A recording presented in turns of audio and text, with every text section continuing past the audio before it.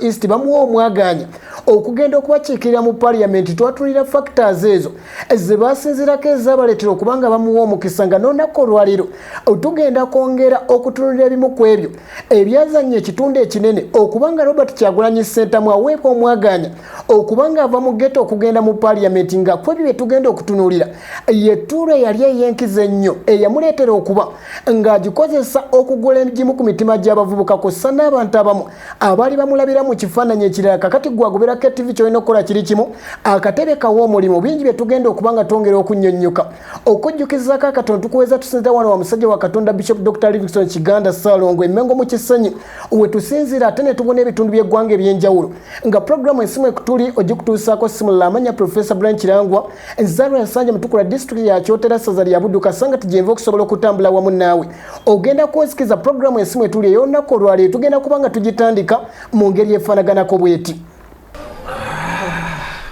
Why is she not attended to? You ask her. Nurse. What? Why hasn't she been attended to? We gave her a bed and an injection for the pain. And that's enough? And that's all? I mean, Sebo, we do not have supplies. Unless you're going to come with your own supplies, maybe we can help you. Now, which doctor is responsible for her? And who is in charge of this place? Down the hall. Yes, I'll deal with that. Personally. Yes. Oh, man. Are you in charge here? Later.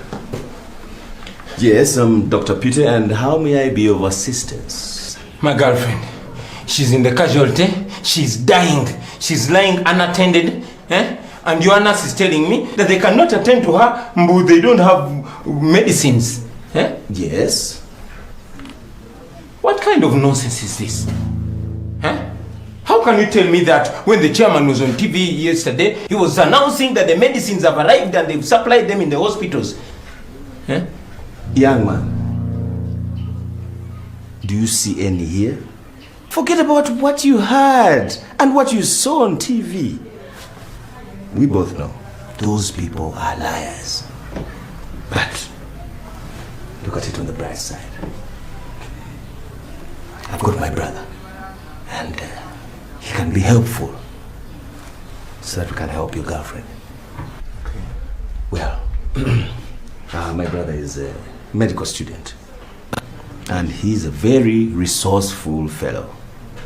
He can help us with what you need to save your girlfriend for a decent subsidized price. So, do you have any money on you? The truth of the matter, this hospital, as we speak, it hasn't received even a single pill of Panadol.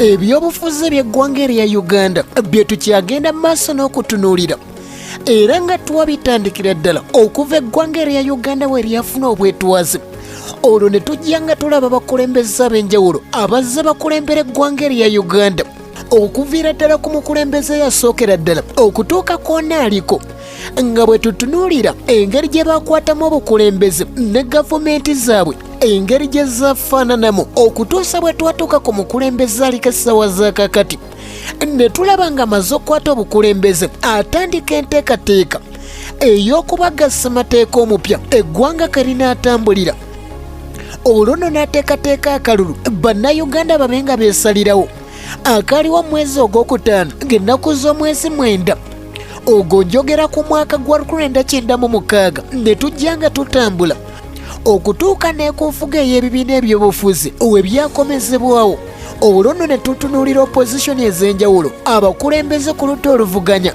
abazze bayogoomya ku gavumenti ne tugenda mu maaso n'okubatunuulira okutuusa we twatambula ne tutuuka mu kaluka omwaka gwa 2016 mu mwaka akaluka omwaka gwa 2016 mwe tulengera abayimbi olwo nga bongedde okuteeka eryanyi mu kwesogga ebyobufuzi nga bayita mu kuyimba ennyimba ezaali zetobekeddemu ebyobufuzi.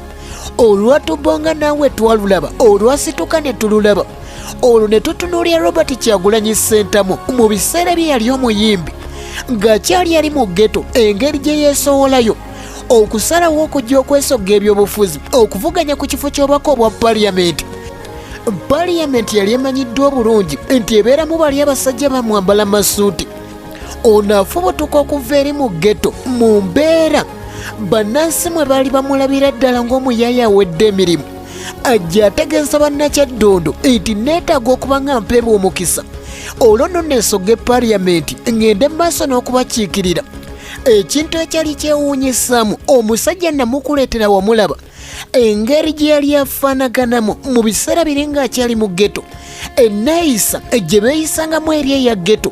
Olwo agamba nti njagala kujja neesogge Parliament, naye nga bumanyi ti mu nsika ey'ebyobufuzi oba mu kisaawe eky'ebyobufuzi waliwo ebintu ebiditamininga, waliwo factors ezireetera abantu okuba nga basalawo okuba omukisa mu nsika ey'ebyobufuzi.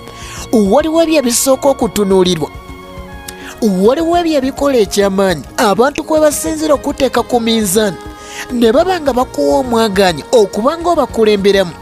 Kati twatunuulira ebimu ku ebyo ebyaleeta Robert Kyagulanyi Ssentamu okuba nga bannakyaddondo batuuka okumuwa omwagaanya oba okumuwa akakisa okuba nga yeesogga Parliament. Wabula ebyo bye twatunuulira ogenda kunsikiriza olunaku olwaleero bye tugenda okwongerako, ng'ensonga ya music ogitadde wabbali ng'akyali ali mu zigeto yeenyigira mu bintu eby'enjawulo ebyamuleetera okuba nga associatinga n'abantu egamba nga bulungi bwansi. Mu mwaka gwaliawo gwa 2012 mu mwezi ogwa Sebutemba yeetaba mu kampeyini eyali ey'okugogola ebitundu by'ekibuga Kampala mu zigeto eyo ez'Ekamooca ng'ali wamu ne road mayor w'ekibuga Kampala. Mu biseera ebyo eri eyali Erias Lukwago, Bobi Wine ng'akyali ali mu mbeera ya ghetto ng'ayambibwako ebitongole ebikola obwannakyewa gamba ng'ekya Save the Children, United Nations High Commissioner for Refugees, Red Cross, ng'ayambibwako bino ebitongole yagenda maaso n'okulambula enkambi ey'ababunzibuzi wali mu Bundibugyo district gye babatwalira ebintu eby'enjawulo eby'okubakawasaganyizako mu bulamu obwa bulijjo. Era omwaka gwa 2013 ekimu ku kitongole eky'obwannakyewa kino ekyattwaweza ekyali kigenda mu maaso n'okwasaganyizaako abantu mu byensoma wano mu East Africa ekivaayo okumuwa obwambasada abeere embasada waakyo. Ebitongole bino mu kumukwasaganyizaako okukola emirimu gy'obwannakyewa kyayongera okugenda mu maaso n'okuba nga kyongera okuzimba Bobi Wine. Era omwaka gwali gwa 2014 bamufuula ambasada ow'ekitongole kiri eky'obwannakyewa ekya Save the Children mu nteekateeka ez'okukulemberamu Everyone campaign. Zino we yeegattira n'abayimbi abaali bawulira ddala 14 we bayimbira oluyimba olwali lwekuusa ku nsonga z'ebyobulamu okusingira ddala nga kakwata ku baana abatokosa n'abakyala abali embuto. Wano ng'ali ne mukyala we Bobi Itungo mu kampeyini zino olwo ng'afuuliddwa ambasada ow'ekitongole kiri kyenkutegeezezza ekya Save the Children ng'entandikwa yaakyo ekitandikira wali mu Bungereza mu mwaka gwa 2019. Olwo atandika okugenda mu maaso n'okutalaga amalwaliro ag'enjawulo ng'ali ne mukyala we Bobi Itungo okwoteeka n'ebifo eby'enjawulo ewali ababunzibuzi mu kaweefube yaliwo okugenda mu maaso n'obakwasizaako. Era mu kaseera ako Bobi Wine ng'akola emirimu egyo egyamuleetera okuba nga batuuka okusisinkana n'omukyala muwala w'omu ku bakulembeze mu kibiina ekya NRM, muwala wa myuka ssentebe w'ekibiina kya NRM, njogera ku mukulu Moses Kigongo. Omukyala avuganya ku kifo ky'obubaka obwa Parliament wali mu kawempe ey'omumambuka. Era oyo gw'olaba nga si mulala ye Farida Nambi. Akakatambi k'oli mu kulaba Farida Nambi bali baseekanye ne Bobi Wine ku show ye mwe yakyalizanga abantu abakoze ebintu eby'enjawulo abatadde ettaffaali ku nkulaakulana y'eggwanga erya Uganda. Ebiseera ebyakatambi ako k'olaba kaali ka mwaka gwa 2009 Farida Nambi nga asinkanye Bobi Wine bagenda maaso n'okunyumyamu bw'amubuuza ku bibuuzo eby'enjawulo nti ssebo watandika ddi enteekateeka eno y'okulaba ng'okwasaganyizaako abaana abageto.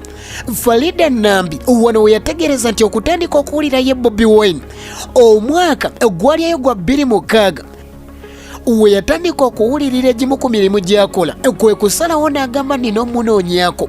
Era Farida Nambi bw'abuuza Bobi Wine mu biseera by'omwaka gwa 2009 nti omutima ogukwasaganyizaako bano abaana ba ghetto okubayambako ogujja we yamutegeeza nti nange ndi wa ghetto era wamutegeereza nti buno buvunaanyizibwa bwange.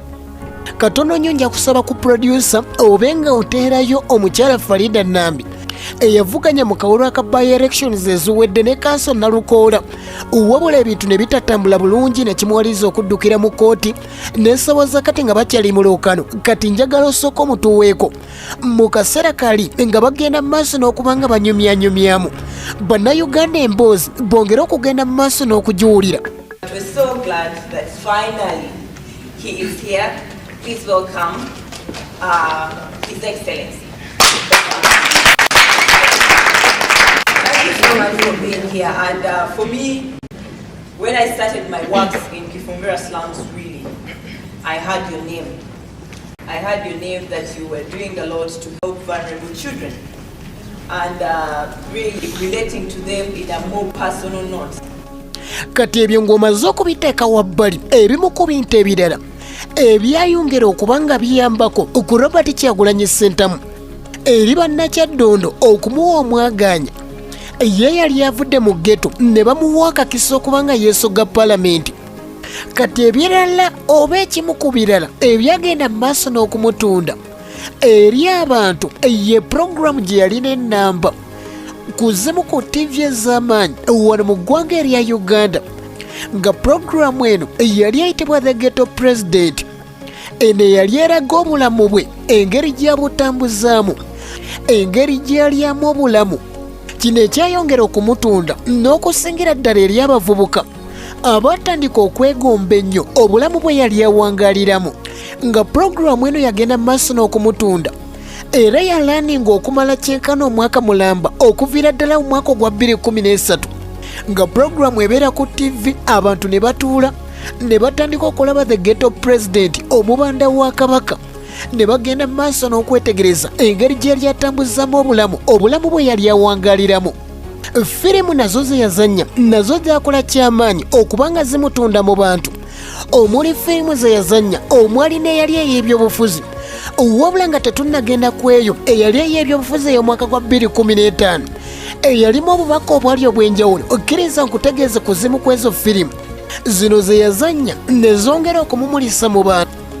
Muno mwe mwali firimu eyafulumizibwa mu mwaka gwa 2010 eyali eyitibwa Yogera.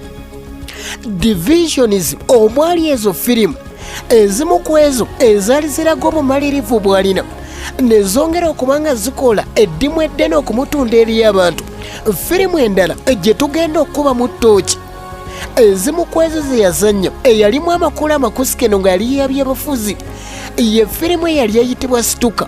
Eno yali yabyabufuzi wabula ng'ekimu ku ebyo ebitongole by'obwannakyewa ekyakwasaganyizzaako mu ddimu ly'okufulumya firimu eno ekiyitibwa Twaweza era ng'eno firimu yali egendereddemu okwongera okubunyisa enjiri eri abavubuka okuba nga batandika eddimu ly'okwenyigira mu byobufuzi. Firimu eno mu kutandika yali wakati w'abagalana abaali ababiri omwali Bobi Wine kosa n'omukyala Helen Rukoma. Naye Bobi Wine mu kusooka yali alagira ddala nti ebyobufuzi bye bimu ku bintu by'atayagala kwesembereza ng'ategeeza nti ye kasita akwasaganya emirimu gye kasita akwasaganya kasalunke ke yalina ebisigadde tayagala kumanya. Wano girlfriend we yamusaba nga yenyigire mu byobufuzi ng'agamba nti ebyobufuzi saagala kubyesembereza ebyobufuzi tebirina kye bigasa.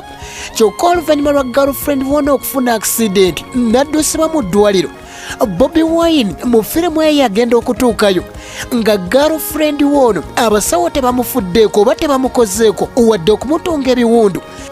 Bw'abuuza Nansi ekyali kigenda mu maaso yamulaga nti gundi eddagala teririiwo era tukozeko kye tusobodde okumuwa painkiller bw'atyo nansi namusindike wa dokita kyokka ne dokita yali esoliddeyo gwa naggamba ng'ali ku ssimu akuba bulatti ng'omusaza aliranye limbo. Bw'atyo kwe kulumba dokita namugamba nti dokita kyekigenda mu maaso, girlfriend wange embeera gy'alimu si nnungi kyokka mwe temufuddeeyo. Dokita kwe kumubuuza nti oyagala tufeeyo tutya, eddwaliro tetulina ddagala. Bobi Wine ayongera okutegeeza nti ssebo chairman twamulabye ku TV y'eggwanga yavuddeyo n'ategeeza ensi nga gavumenti bwesindisa eddagala mu malwaliro ag'enjawulo omuli n'erino lyennyini. Omusawo kwe kumutegeeza nti gw'olina ky'olabawo, abo bannabyabufuzi bamala googera, bannabyabufuzi balimba, kati gwe bw'osinziira ku ebyo bye wawulidde ayogera ne ky'olabawo kati olina eddagala ly'olabawo. Ono kwe kulemerako n'ategeeza ntasobola kulimba chairman ku TV y'eggwanga. Dokita kwe kumutegeeza nti kebeera empeke eya panado, tewalina kimu kye twafunya wabula obutakumalira budde. Nina mukwano gwange ali mu by'obusawo asobola okukuyamba n'ofunayo akasente akasamusamu nabanga akufunira eddagala okutaasa girlfriend wo. Wano ensonga y'enguzi ndowooza ogiraba nga kyagezaako okumutegeeza nti gundikirira ekasawo, bw'akwata mu nsawo otusente tweyajjayo. Yalowooza nti tunaamala, omusawo n'akamutema nti obwo busente butono ddala, weetaaga okwongerako ssente eziwera. Kwe kubuuza nti mmeka, omusawo nti $300 nga zajjeeyo zibadde teziwera na $200, kyekana nga n'omutwalo teguwera. Wano yawulira nga bimusobedde, kwe kwekayirira omusawo nti gundi nyamba, gundi ntaasa. Omusawo n'agamba tewali kyenyinza kuyamba, nange sina kyensobola kukola. Nga naye awulira akomye kubanga akasente yali talina wayinza kajja kuba omulimu gwe yalina gwali gwa saloon, kwegamba nga akasente asonda kasonde-sonde. Wakati ng'embeera emusobedde n'atandika okutakula omutwe. We yayogerera ebigambo ebyali bitegeeza nti kino ekiseera kituuse. Bo okusaba ekyekyabwe, omusawo n'amugamba kikyotegeeza. N'agamba nti kati waliwo alina okunnyonnyola ebisingawo ku ebyo. Eddwaliro yalifuluma kipayopayo okwolekera mu ofiisi ya chairman. Chairman abakyali ku ssimu n'oluggi tebalukonkona nga wuuna ayingiddewo. Chairman ng'akyali mu by'okumubuuza nti gundi wakulirawo gye batakonkona. Ono ye yamulaga nti ate obusungu bw'alina bwa kika kya waggulu, kwe kumubuulizaawo nti chairman lwaki mulimba ensi, lwaki mutuddako okutulimba ng'obulimbi wabadde ku TV y'eggwanga, n'otegeeza ng'eddagala gavumenti bwe yalisindise mu malwaliro, kyokka girlfriend wange afa ntuuse mu ddwaliro tewali yadde eddagala, lwaki olimba? Chairman kwe kumubuuza byayogerako n'amunnyonnyola embeera yonna nga bw'ebadde mu ddwaliro. Chairman ng'akalambira nti gavumenti yaweerezaayo eddagala. Chairman kwe kusalawo n'asitukiramu n'amugamba tugende. Okutuuka mu ddwaliro nga katembe yaliwo, kyali kiraga nti ekituufu gavumenti eddagala lyo yali yaliweerezaayo, wabula bano nga basazeewo okulikweka okubanga bafunamu akasimbi. Era we batuuka mu ddwaliro, omusawo yatandika kwebuzaabuza. Olwo ne batandika okukola ku girlfriend we, naye nga kyava kusitukiramu kwe. Era wano chairman n'ayongera okumukuutira nga we buli obuvunaanyizibwa bwabwe okubanga basitukiramu mu kubanjanga abakulembeze okubatuusako obuweereza, era n'amwebaza olw'obuvumu bwe yali ayolesezza. Batyo kwe kumusaba bo ng'abavubuka okubanga bajja batandika okwenyigira mu by'obufuzi, ensonga z'okuweereza abantu. Bwatyo naye bwe yatuukayo ensonga n'aziyitiramu. Abamu ku bavubuka be yali awangala nabo nga ne chairman wali. Chairman n'ayongera okubakuba enjiri lwaki bandigwanidde okubanga beenyigira mu by'obufuzi, gye byaggweera nga Bobi Wine ategeeza mu firimu eno nga bwe yali agenda okwesimbawo. Ne chairman n'asuubiza nga bwe yali agenda okumuwagira. Wabula eno firimu ejja nkuyisiriza mu bufunze kubanga okutwaliza wamu ya ddakiika ziwera ddala 63. Ekigendererwa kyayo oba obubaka obwagirimu nkugambye bwali bugenda mu maaso n'okwongera okubuulira enjiri, n'okwongera okutegeeza abavubuka nga we bali bagwanidde okubanga batandika okwenyigira mu by'obufuzi. Somewhere. Baby, don't you think you're taking this whole campaign thing too serious? No. Guys, please. Quick. Take them. Hang them up on the poles. Baby, Don't you think you're taking this whole campaign thing a little too serious? No, I'm not. With campaigns, everything has to be in order. Everything has to be ready. Okay. How do you feel? A little nervous, but I think I'm ready. I'm ready. I know you can do it. It's within you. Yeah. So I compiled some questions in my head, of course, that I think they might ask you. So you ready? Yeah, I'm ready. What would you do if you lose? Do not think. You have no time to think. People want a leader who is sure. You have to be sure of yourself, okay? Okay. Okay, let's go again. Okay. What will you do if you lose? If I lose, I will go back to my salon. What? And No. No. Victory. Baby, you have to think victory. To you, it's victory. There's no possibility of losing. Okay. You're a winner. Okay. Mounting violence with dozens killed on both sides. Let's get our game faces on and be ready to go.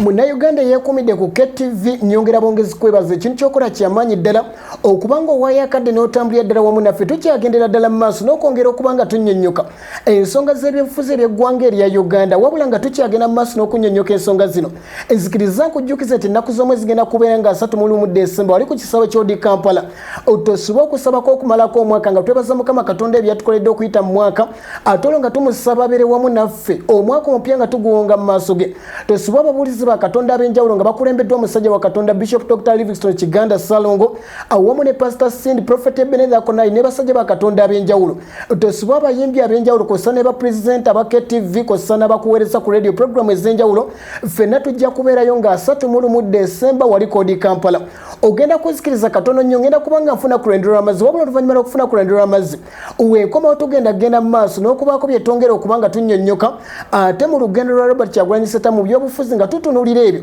ebyakola ekitundu eky'amaanyi okubanga ate Bannakyaddondo East basalawo okubanga bamuwa omwaganya ensonga nga bwe zitambula wano ku KTV program gy'oli mu kulaba ye program ensimu etuli ebeerawo olunaku lwa Saturday ssaawa zibeera nnya paka 5 ez'ekiro olwo nga tutunuulira ensonga ez'enjawulo tukyali ku byobufuzi eby'eggwanga erya Uganda bye tukyagenda mu maaso n'okuba nga tutunulira wabula ogenda kunzikiriza ate ekitundu ekyokubiri nga tetunaba kuba nga tukitandika nkujjukize nti olunaku olw'enkya tosobwa services ez'enjawulo wano ku Christian Focus Center ne musajja wa Katonda okuva mu Bungereza Ian Banner ng'agenda mu maaso n'okusabira abantu abalina ebizibu eby'enjawulo abalina okusomozebwa okwenjawulo okussa n'okusomesa ebyawandiikibwa biva mu Bayibuli tosobwa olunaku olw'enkya wano wennyini ku The Solution Ground nakugamba nti wano wosanga ekyokuddibwamu kyo ojja n'ebizibu bye Mukama Katonda n'akwanukira wano abawuliza bakatonda ab'enjawulo tubasubwa ng'era bakulembeddwa omusajja wa Katonda Bishop Dr. Livingstone Kiganda Salongo awamu ne Pastor Cindy Kiganda ogenda kuzikiriza ekitundu ekyokubiri tube nga tukitandika bwe tuti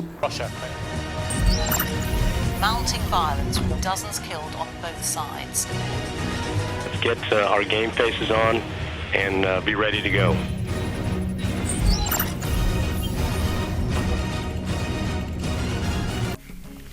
we tugendedde mu kuwummulamu nga twogedde ku firimu eyalina ebigendererwa eby'enjawulo eyafuluma mu mwaka gwa 2015 eyali egenda mu maaso n'okwongera okubunyisa enjiri eri abavubuka okuba nga bettanira oba nga beenyigira mu byobufuzi era mu eyo firimu mwe yalagira nti asazeewo okuba nga ayingira olwokano lw'ebyobufuzi bye yali teyeesembereza firimu ya mwaka gwa 2015 otutuuka mu mwaka ogwa 2016 akalulu ka bonna kabeererayo nakutegeeza bulungi engeri gye katambulamu ebibiina nga byagadde okwegatta bibeere nga bireeta kandidenti omu kyokka enteekateeka ne zigwa butaka era pulezidenti Yoweri Kaguta Museveni akalulu n'akabakuba kwegamba nadda ne mukati ne yeewogoma kati akalulu nga kawedde ak'omwaka gwa 2016 ku bifo eby'obubaka obwa Parliamentary nakutegeeza nti mu Kyaddondo East omubaka yali alangiriddwa oluvannyuma lw'omukulu Sitanda Sebalu munnakibiina ky'NRM okuddukira mu mbuga z'amateeka nga wakanya ebyali bivudde mu kalulu ekkooti yasalawo n'ekasazaamu nga balina kuddamu buto balonde mu ekyo ekiyitibwa by-elections wano Bobi Wine asalawo naye ajja n'ategeeza ensimu ezigwali gwakuna nga bwe yali agenda okwesimbawo mu kalulu ako akaali kategekeddwako omwaka gwa 2017 bino byonna tubirabye ebyali byongedde okugenda mu maaso n'okumuzimba kati bw'ajja bamutegeeza nti ssebo bw'oba ng'omaliridde nga kituufu oyagala kugenda mu Parliament enviiri sooka ozisaleko era wano enviri azisalako abalaga nti kakati ye Kyagulanyi. Bobi Wine abategeeza mutadde wa bbali kati Kyagulanyi ssentamu yazze erinnya ly'olwedde lyali livuga era mu kubakakasa nti bye yali ayogedde tebyali byakubasuddiyamu tebyali byakusagasagamu okukakasa nti yali sirias ng'ennaku z'omwezi 31 omwezi gwali gwakutaano njogera mu mwaka gwa 2017 yasitukiramu bukolokolo ng'awerekeddwako mukyala we awamu n'abamu ku bawagizi be n'ayorekera ofiisi ez'akakiiko ak'ebyokulonda wali e Kasangati. Eyo n'atwalayo empapula ze abakulu ne bazitunulamu ne bagenda mu maaso n'okumusunsula okutuusa akakiiko we kaakakasa nti empapula ze teziriiko kabuuza zimukkirizisa okuba nga yeesimbawo okuvuganya ku kifo ky'obubaka obwa Parliamentary. Era wano ng'avuddeyo yatandikirawo okuwera ng'ayogera ebigambo eby'obufuzi omwali ebigambo ebyali biraga obumalirivu nga bwe yali amaliridde. Era wano ategeeza nti kano si kazannyo ka byabufuzi ke tugenzeemu wabula kazannyo ka byabukulembeze. Lwaki tokkiriza producer wange n'asooka mukuwaako n'oyongera okumanya ensonga nga bwe zaatambula mu kaseera ko ng'amaze okuba ng'awandiisibwa. This is not a political game, this is a leadership game. I want to make it categorically clear that unlike what other leaders have said before, this is not a war between President Museveni and Dr. Besigye.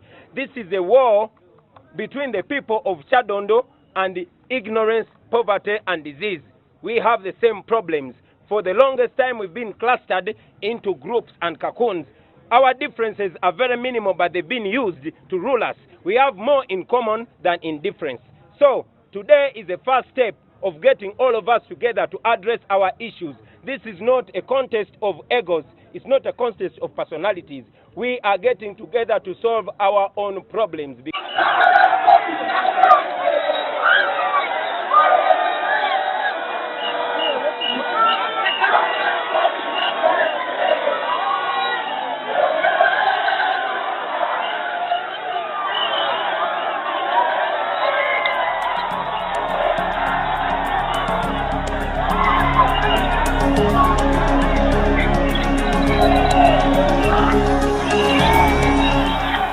Bino byonna nga byogera awera ne bannakibiina abalala oba bali mu lookaano bali bamaze dda nabo okuba nga beewandiisa mu lookaano okubamu kwaba bali besooddeyo ye musajja mukulu gwe bali bamaze okusuuza ekifo ky'obubaka obwa Parliament munnakibiina kya FDC Apollo Kantiti nga mu balala bali besooddeyo ye munnakibiina kya NRM eyali asuuzizza Apollo Kantiti obuwanguzi omukulu Sitenda Ssebalu William.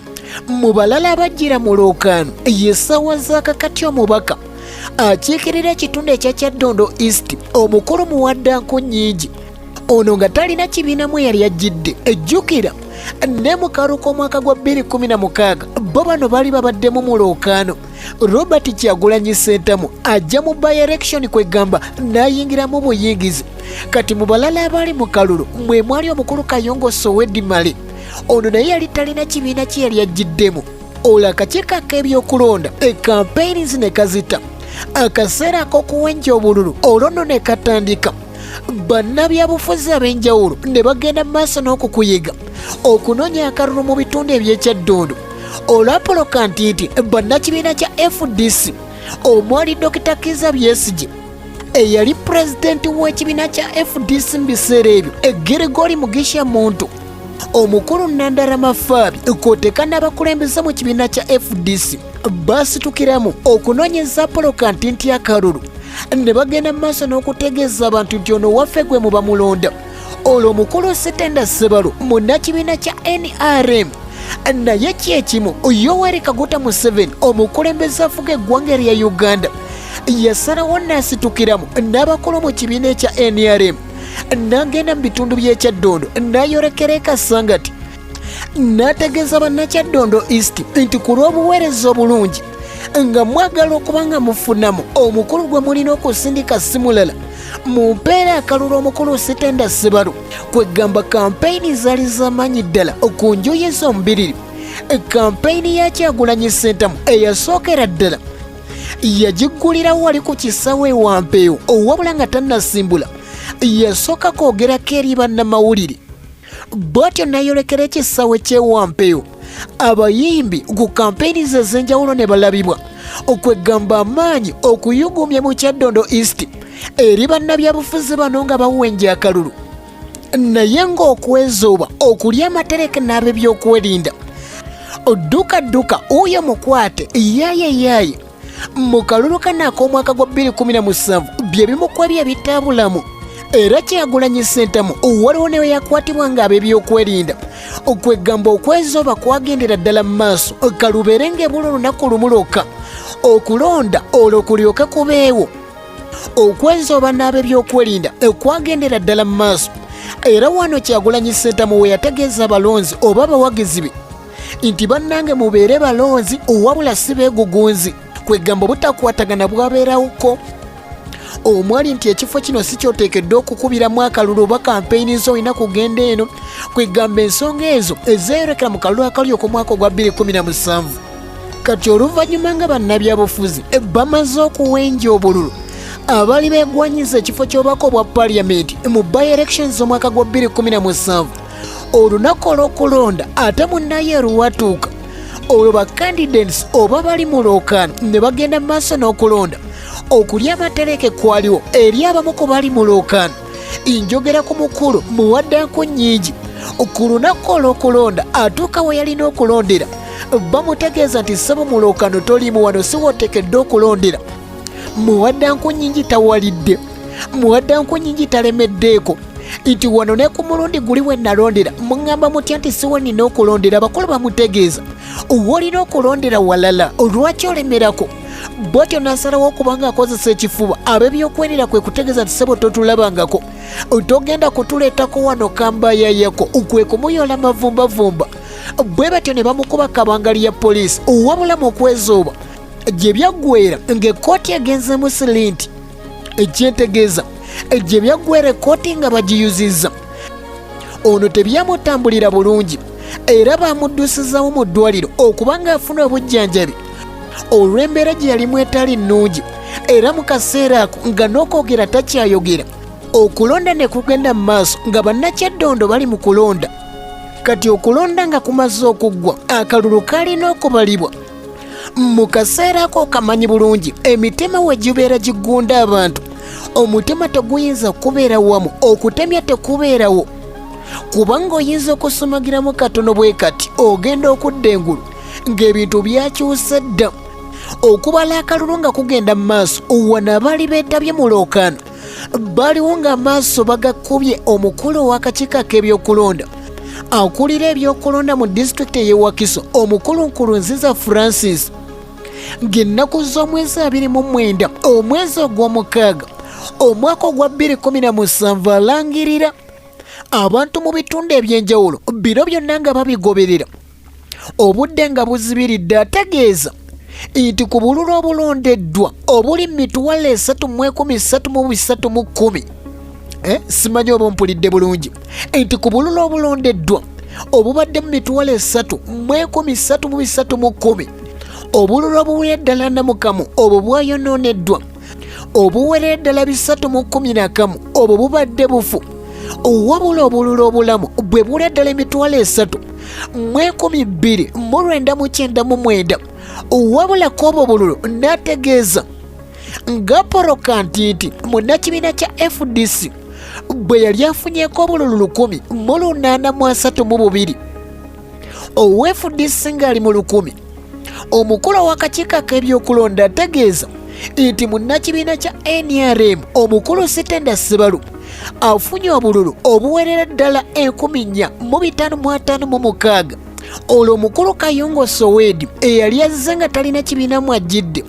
yali afunye obululu 377 olwo omukulu Muwaddanko Nnyingi essaawa zakati omubaka aliyo mu kaseerako mu by-elections omwaka gwa 2017 yali afunye obululu 575 ate olwo Kyagulanyi Ssentamu wakati nga yali agezezzaako munnakibiina kya NRM ye yali afunye obululu obwali mu 1456 Robert Kyagulanyi Ssentamu bamulangirira ng'eyali awangudde akalulu ng'olwo afunye obululu 2,215,659 era ne bamulangirira ng'omuwanguzi ng'awangulidde ku bitundu 7.7 n'obutundu 7.6 ku 100 ng'amuddiridde oba akutte ekyokubiri mu nnakibiina kya NRM yafunye ebitundu 13 n'obutundu 81 ku 100 nga ku polling station oba ebifo ewali walonderwa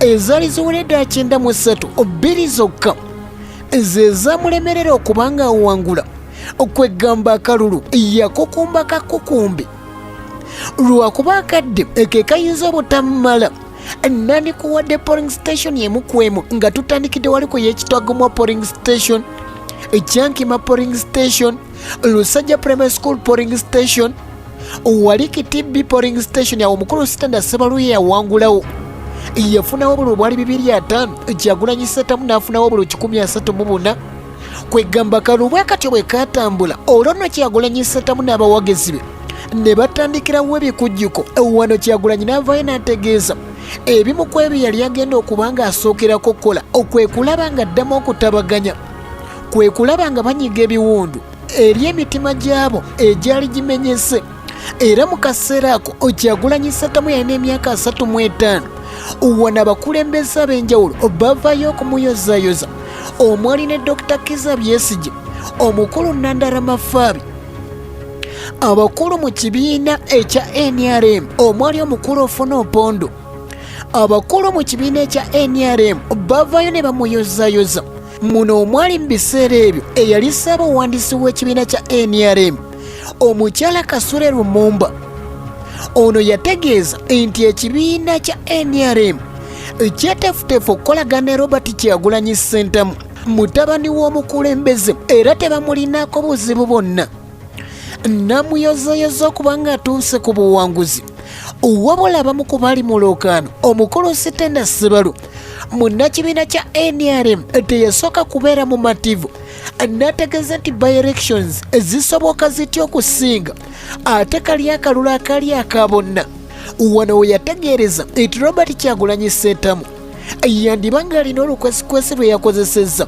n'abakamanya g'ayongeramu mu kalala abatali balonzi b'omu Kyaddondo East naye katumukuwe obenga omwewulirirako netezaga nti omuntu awawangudde ali 2,000 there's something wrong waliwo ekyakolebwa oli n'aleeta abayaaye n'abayingiza mu ligisa y'ennangabo ffe kitatunuulira ndowooza kuba kati ate by-election esinga atya ate akalulu kali akawanvu bulijjo by-election ezisinga ziba wansi newe esanze ng'ate ye alina kingi wano mu balala abatali bamativu ye muwaddako nnyingi eyasinzira mu ddwaliro gye yali gye yategeereza nti kikafuuwe etagenda kukkiriza bivudde mu kulonda producer Nyanzi naye mutuwe bannayuganda bamwewulirireko sikkiriziganya bye muŋŋamba nti byebyabalibwa kubanga ebyo ezaabu sinaba ziraba mutongole naye nze nkimanyi ebyo byonna byeboogera nti yafunye wano yafunye buti buti ebyo sikkanya nabyo kwegamba akalulu bwe katyo bwe katambula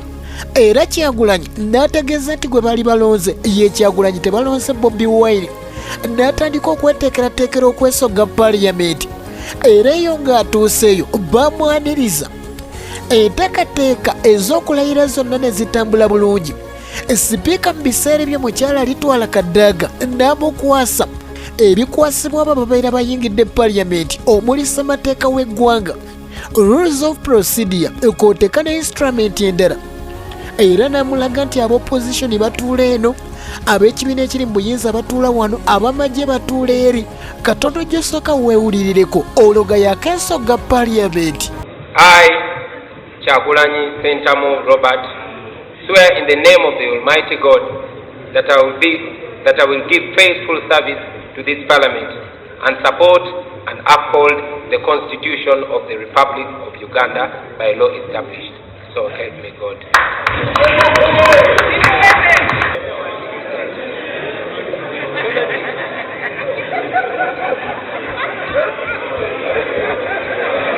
Order, please. Order, members, don't confuse the member. Please. Behave yourself.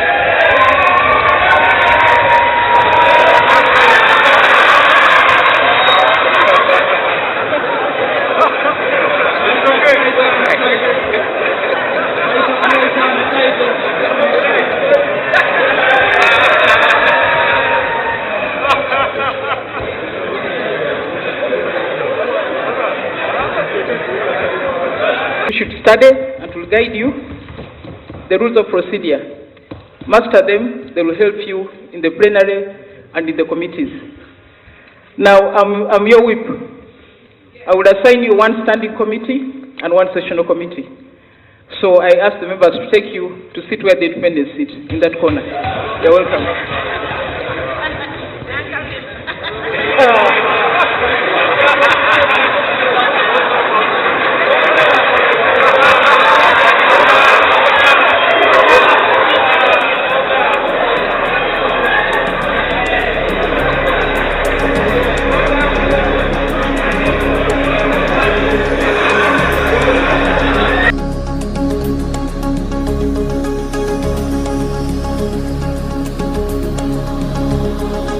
olwo mu kaseera mwe yeesogera palamenti oba mu kaseera wayingirira palamenti ke kaseera we baali bakyakubaganya ebirowoozo ku nsonga ya gikwateko togikwatako ensonga ya age limit oba ey'ekkomo ku myaka ye yali eri mu Parliament mu kaseera we yayingirirawo ensonga ya age limit bill oba ebbaga erya age limit ssemateeka mu kaseera ako mwe yali alambikira nti omuntu okubeera ku ntebe ey'obukulembeze alina okuba nga tasukka myaka 75. Mounting violence with dozens killed on both sides.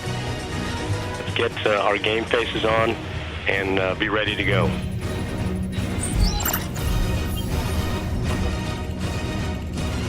Baganda balugera nti nalima wagonda atera na nyuko ogenda kunsikiriza programu y'olunaku olw'ensi mwe tuli ngenda kubanga njiwunzikira wano tubenga tusikana ate Saturday jenga tutunulira ensonga endala ez'enjawulo nga tongera okubaako bye tunnyonnyoka wabula mbebaza bwebaza mu bitundu by'eggwanga yonna gye mubadde musinziira okubanga mugobera KTV nga mugobera programu ensi mwe tuli kati tulindire Saturday jja we tukomye we tugenda okubanga ate tutandikira ogenda kunsikiriza ekutegeeza nti amannya asigadde Professor Branch Kirangwa okutuusa programu ensi mwe tuli mbagaliza kire kirungi wabula temwerabira olunaku olw'enkya wano wenyini ku Crescent Focus Center Mego mu Kisenyi tosubwa services z'enjawulo nga zikulembeddwa musajja wa Katonda okuva mu Bungereza Ian Bana kosana abaweereza bakatonda ab'enjawulo muli Prophet Ebenezer Konayo okuva e Ghana oyo tumulindire ng'ennaku z'omwezi 31 kyembadde ngezaako okujjukiza nti olunaku olw'erabira abaweereza bakatonda ab'enjawulo be bagenda okusitukiramu okulaba nga bakusabira omwaka omupya tuguyingirire mu maanyi olwo nno Mukama Katonda abenga tukola ebyamagero bingi tosubwa ate nga tumeggana ate munnange n'abamidiyaani